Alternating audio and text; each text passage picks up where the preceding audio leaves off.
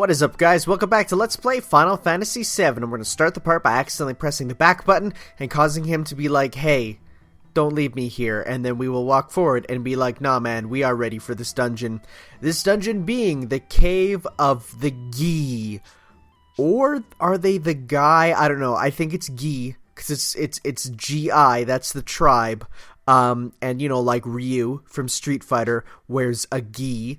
So I think it's the gi, but then again, it's not really spoken in this game.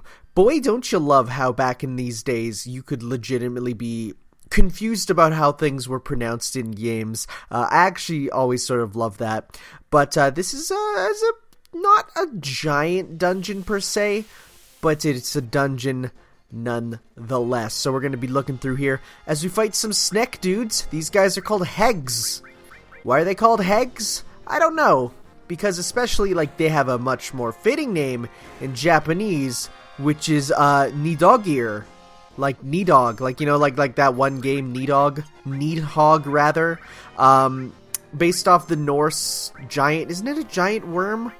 I have the information here because, you know, it's kind of good to have. Yeah, its name is its name is straight up Nidhogg in Japanese. The name Nidhogger, meaning malice striker in Old Norse, is a dragon in Norse mythology who would eat the roots of Yggdrasil, the world tree. So that's your neat fact. They always inflict poison with Poison Fang, may inflict paralysis with Halt Whip, but otherwise only has physical attacks and is no threat, it says.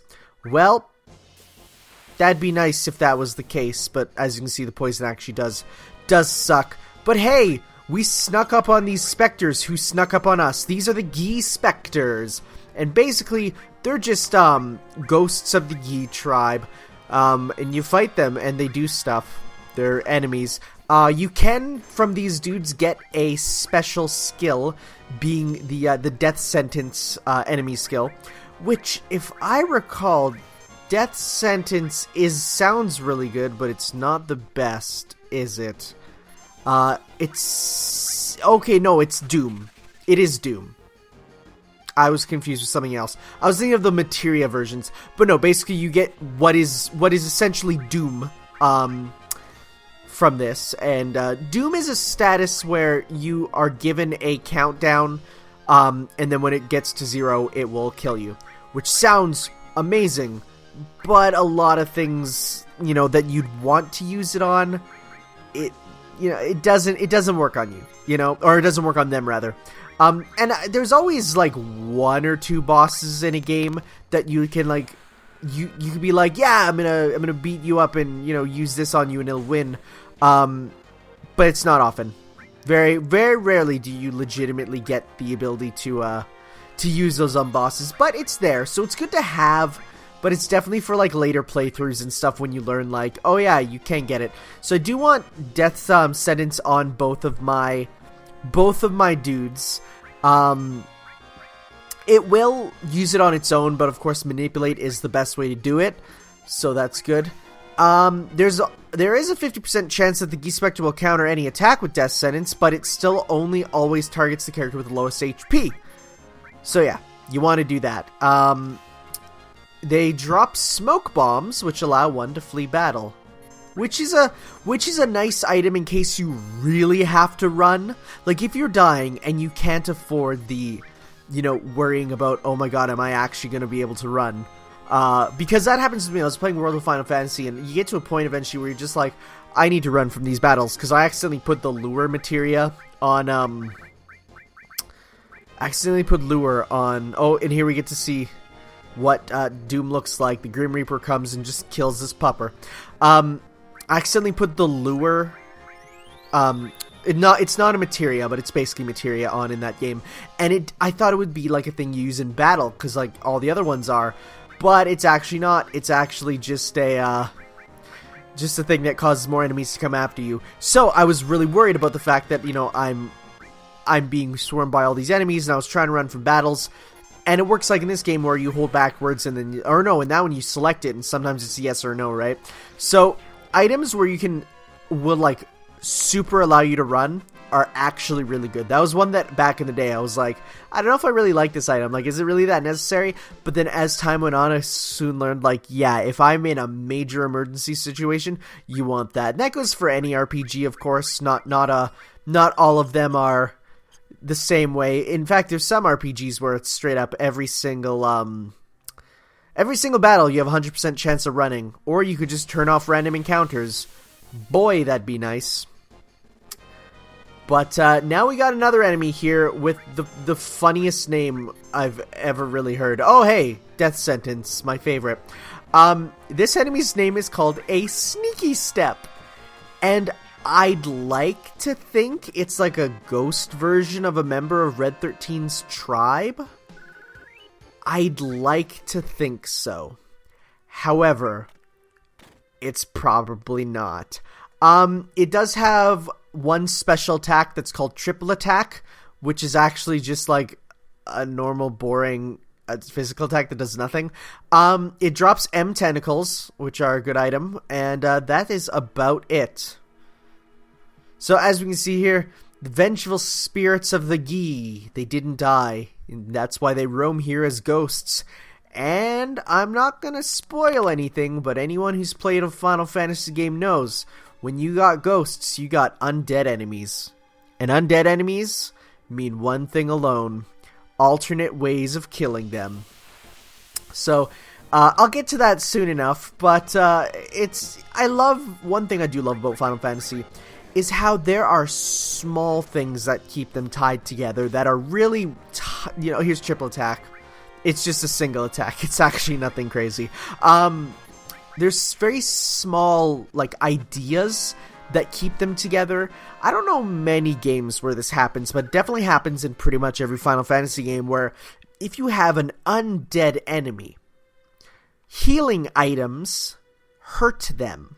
And that goes all the way back to Final Fantasy I. I remember playing that on my channel. If you haven't watched me play Final Fantasy I, I'd recommend that, because it was an experience playing the original. It was so fun. Final Fantasy I is, in my opinion, one of the best, because it's so simple and clean, for lack of a non-Square Enix referencing tone, you know? And mind you, I did play the PlayStation 1 version, but if you're one of the lucky 4 to pick up a NES Mini today, which was yesterday where you guys will be watching, it has Final Fantasy 1 on it. And I think, honestly, that alone is worth the money to get to let, families, kids, whoever play that classic. Like, out of all the games, I look at all the games on there and I'm like, yeah, they're good. They're ones that, like, I feel like most people have at least one copy of. I look at the NES Mini and I'm like, yeah, everyone has, Mario, and everyone has all these ones. But then I see Final Fantasy 1 on there, the original, and I'm like, yo, that is something I think the world needs to experience, kind of with fresh eyes. So, but I remember when I played that on the channel, I was using my no, I didn't have a white mage. I used my red mage to deal damage with my healing stuff. Pro tip, get a white mage. They're a lot better than red mages. So at this point, I'm actually, like, really worried that I am not doing Tifa's limits correctly. Hence why I don't have her level 2. And I was so worried. I will say I'm a lot further in the game past this point, where I am, like, playing now. And I'm still not getting a super huge amount of limit break stuff. That's why, back in the day, back when I was in school, limit grinding was a phrase that was used a lot, and yeah, you will need that.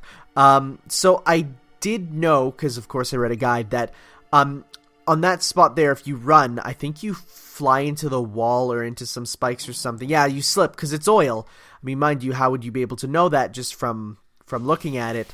But if you run on it, you'll slip, which is probably not as bad in the original version, because in the original release of this game, remember, you're playing with an old PlayStation 1 controller, one without sticks at all. You're using the D-pad, you walk naturally, and you have to hold the circle button to run. In this one, because I use a stick, it runs on by default, so that kind of sucks. If you walk over it, though, you'll be safe. according to the wiki here, which I have opened because, hey, gives me something to talk about. Originally, there was a planned materia that you would get in this dungeon that would stop you from receiving damage from the environment. So, probably a float materia, because in other Final Fantasy games, to avoid stuff on the ground, you'd use, stuff like float, a spell that would get you to not touch the ground, and that way you wouldn't be hurt rather, by ground-borne environmental hazards. But it was removed from the game because it's the only dungeon or only instance in the entire game where the environment can hurt you. I think directly. I think there's some spaces where it can hurt you indirectly. But this is the only directly one. So that's kind of cool that was considered but dropped. I don't think it's too big of a problem because that would have just taken up another slot. Especially if every character would have needed it. It's like, ugh. And as far as, I didn't need it here. So that's good. But who knows? I think Final Fantasy games, as much as I love them, I gotta say, one of the problems I definitely have with it is playing it the first time is terrifying. Because I'm not a completionist, but I'm very sorry I mashed the X button to try and attack here. That's kind of my one bad trait with summons. I love them, but they're so slow I match through them. I'm not a completionist for video games, especially not RPGs, but I don't want to miss out on stuff. And because of that, when I naturally play through these games, I do kind of rush through them, and that's not a good thing. There's our M tentacles. But so when I'm playing this, I do want, when I'm playing 7 at least, because I know 7 is of the age of, it gives you Bio 3 is what it does, which is really nice. Final Fantasy VII is of the era of missable events and items and stuff in games, which makes me want to cry. So, of course, when I'm playing it, I am using a guide for my first time through, which some people would say, hey, that's probably bad. But I don't believe it is because, A, I can't really be spoiled on a lot of the game. It's a famous game.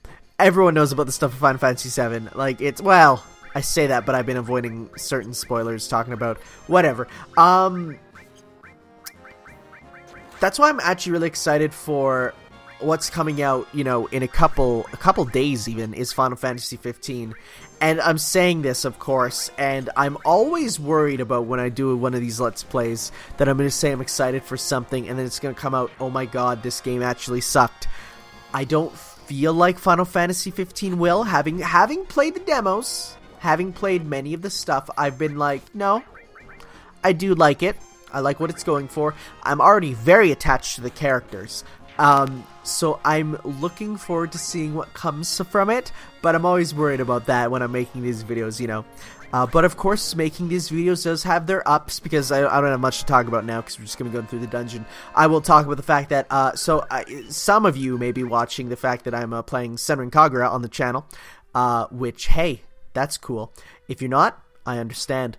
But it's really cool that because of it, Xseed, the company that I think localizes the games, are sent me, or not are sent me, but, well, here's what they are. They sent me a code for Senran Kagura Bon Appetit on PC, which I can't record, sadly, and it was kind of sent for recording purposes, but I'm looking at getting a new laptop, so that'll fix that, obviously. But what they did is they sent that to me, and then they put me on, the list for, their press release stuff, and it's just oh man, it's so nice being in a situation where, you establish almost a relationship with the publishers. I like that. So hopefully one day, maybe Square Enix is like, hey, I saw your video. They'll never watch one of these videos. But if that happens and they're like, we want you to look at something, I will gladly accept.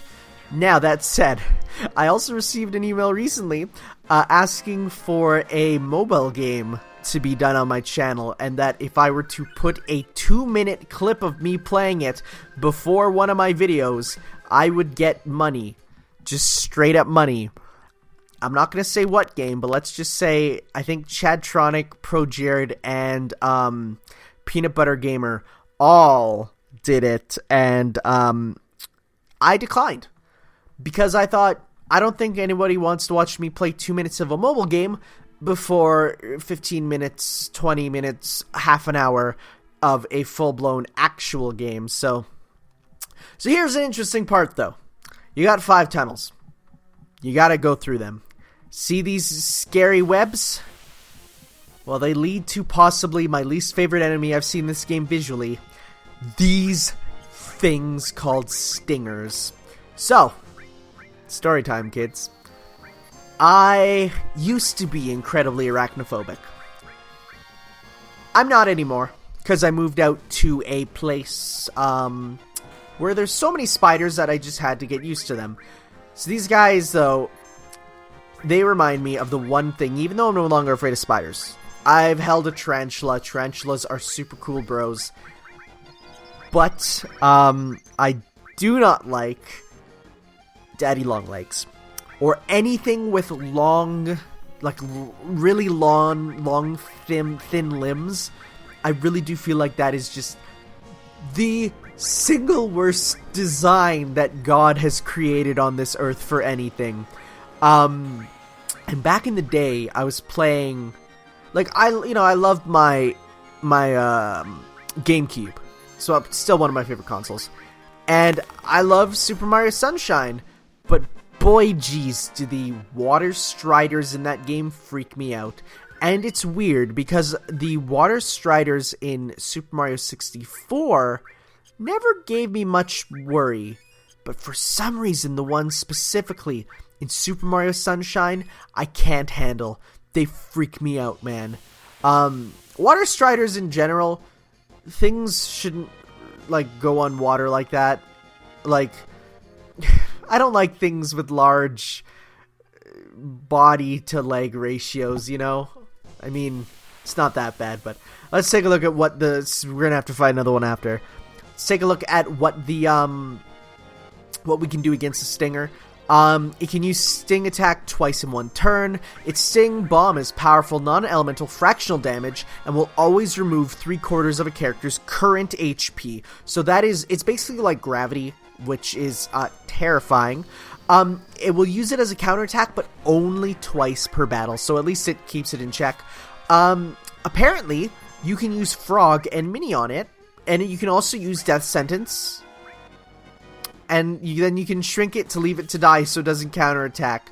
So literally, you can go Mini, Death Sentence, and it will die and never counter you, and you will never lose. So, that's a strategy for you to use. Mind you, I didn't read, even though I read a guide, I don't read that far into the guides. Like, the guides I have are very basic. It's like, you'll want to, like, for instance, it told me to make sure to grab the fairy ring. That was about it. So yeah, take this exit, you can get the fairy wing, which is really good. It gives you poison dark defense, which is always nice, actually, because poison is bad. Darkness is also bad, but that one, can be avoided once you have magic. So, but oh man, darkness in World of Final Fantasy is not a fun one.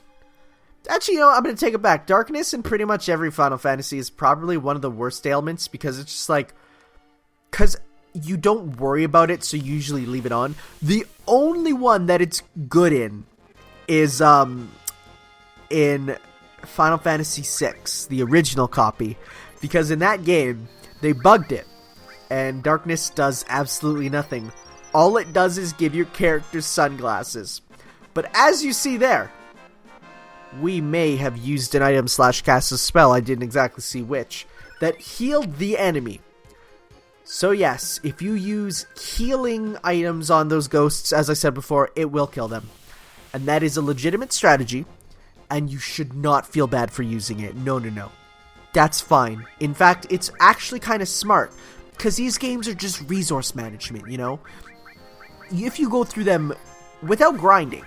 And that's interesting, because whenever I talk to my friends about, JRPGs, I have some friends who hate JRPGs. They think it's their least favorite genre. And honestly, I don't see why. Mind you, I grew up with them. But they always come back to they're worried about grinding. And I personally am okay with grinding to the point where I actually, I kind of like grinding. But I can see where they're coming from. And with time, though, I realized that unless you're playing Disgaea, or something similar, grinding isn't an issue if you play smartly. If you play slow enough to sort of look around at stuff and, listen for hints. I remember I used to have a babysitter, and her son would always play video games and introduced me to so many video games. I played 90% of the world famous still like classic games I played at their place. And I remember when I played Final Fantasy VI, he told me everything everyone says in town is important and to read it all because it is all important. And that's something that really stuck with me. Now I definitely feel like, you'll get people who say something that's totally not that important. But, in general, you want to read what people say. And I think if you do that and really think about what they say, then you're fine.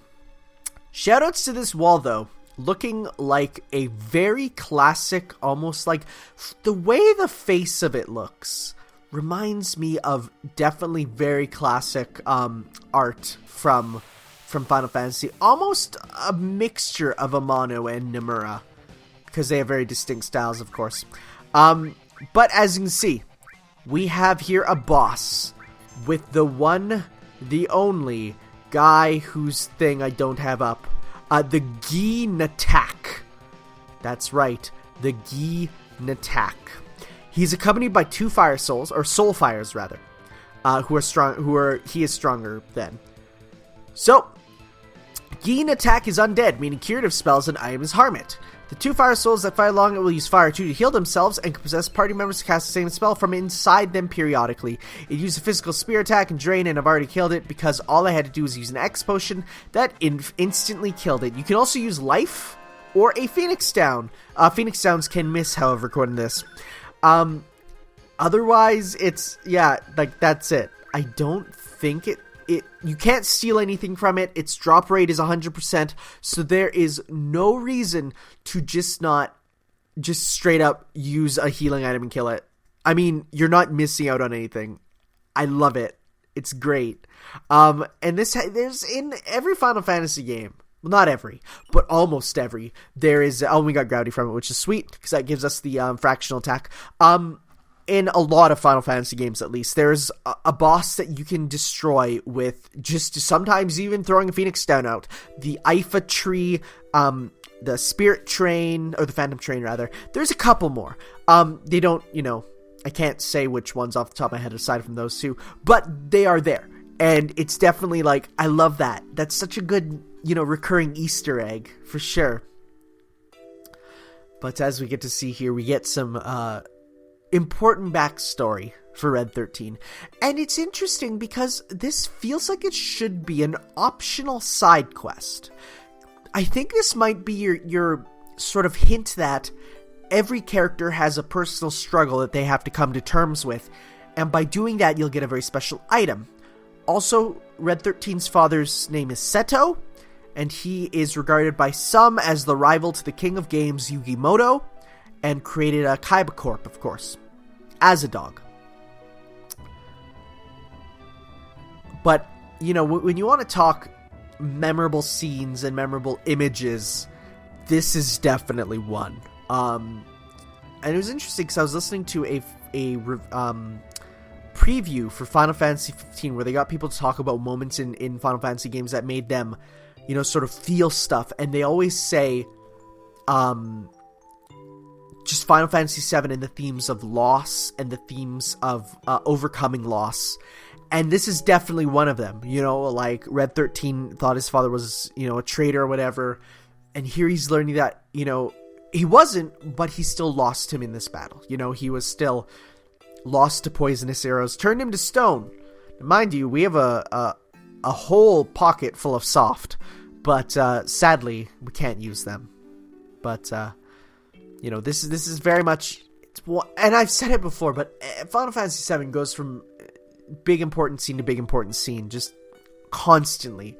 And this is definitely one that's like, a very important scene for him, for Red 13 to overcome, and I very much look forward to seeing, because this canon, like the way works up like that is so beautiful.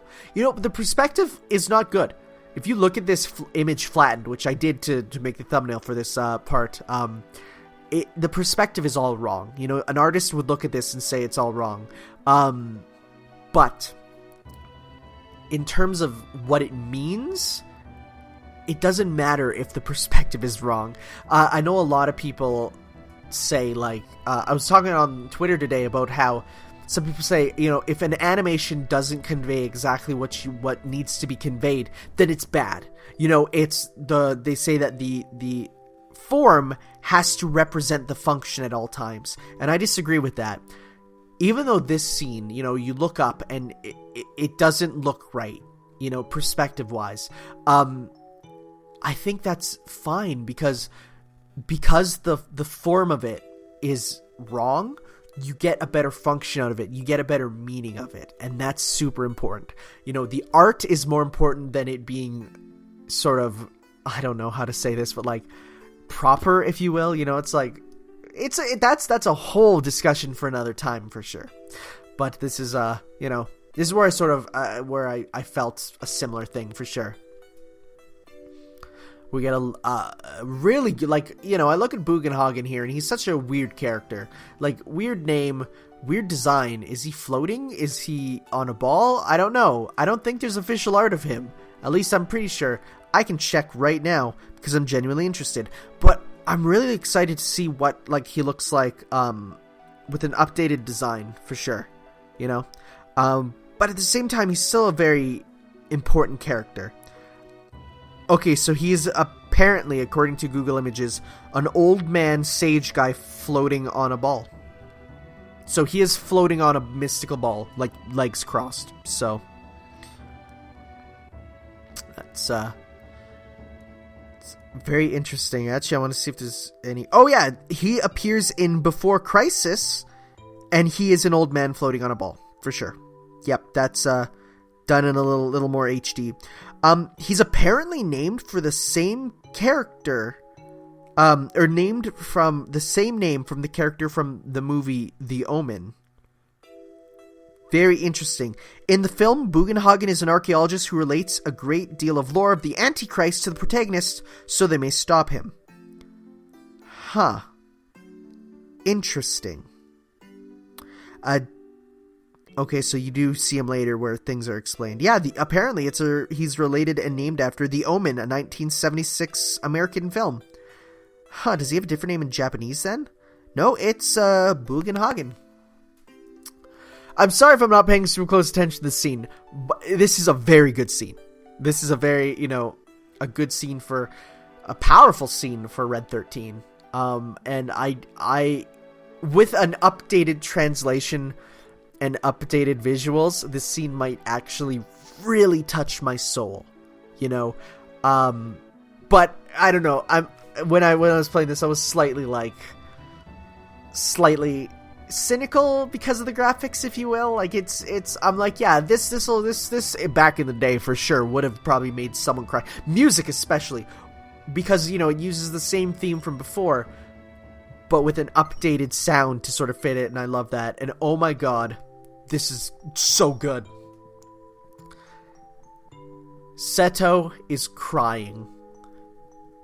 It's like, man, I don't know if I'll be able to handle this when the full thing comes out. Also, someone did confirm that Red 13 does have a speaking role in the Advent Children movie. And he's voiced by Liam O'Brien, which I'm 100% down with, and I think works well for him.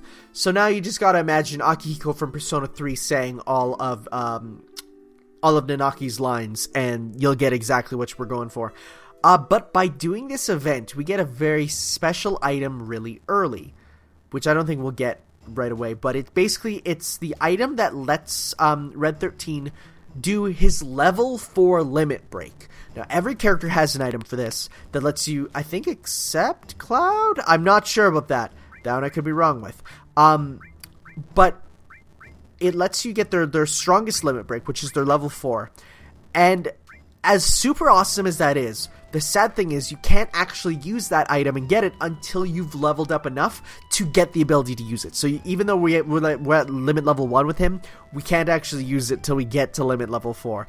But when we do, of course, we'll be able to be super powerful and get that stuff, so that's cool. But we got the fairy tale here, which is, you know, really good. Lots of materia slots. You want those slots because that makes you a lot stronger for sure. And again, one of the things I really hate is how when a character leaves their party, they take the materia with you. Thankfully, as soon as you come here, Red 13's like, yo, wait, no, I take it back, I'm coming with you.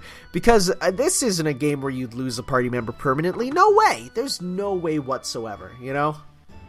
For sure. You gotta make sure you have the whole team with you always. You're not gonna lose a party member. Nah, it's not gonna happen. So, yeah, no, Red 13's just like, you helped me grow up, I'll help you complete your mission, and that's cool. Sadly, this means basically he takes a backseat for the rest of the story. That's kind of how it goes. But thank you all for watching, guys, and next part, we'll continue on our adventure. We got through Cosmo Canyon, and we have a whole lot more to see after this, so we'll see you all next time, guys, for some more Let's Play Final Fantasy VII. Ciao! You can push yourself.